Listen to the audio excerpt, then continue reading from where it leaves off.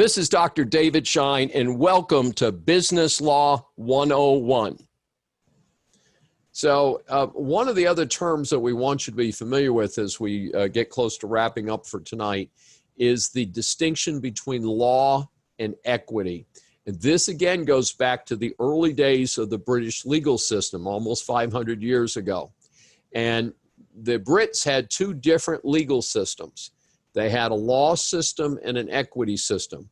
So if you were a farmer and you said the farmer down the road stole your cow and you wanted the cow back or you wanted the money for the cow, you would go to a court of law.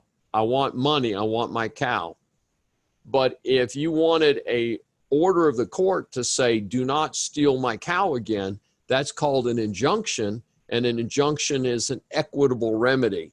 So that in most states in the United States, following Britain's decision, we have combined the courts of law and equity. So you can go to one judge and you can say, I want money damages and I want to be protected from this person doing bad things in the future. So that's a combination of law and equity. Now it says there's usually no right to trial by jury. Here in Texas, you can have a trial by jury for a traffic ticket.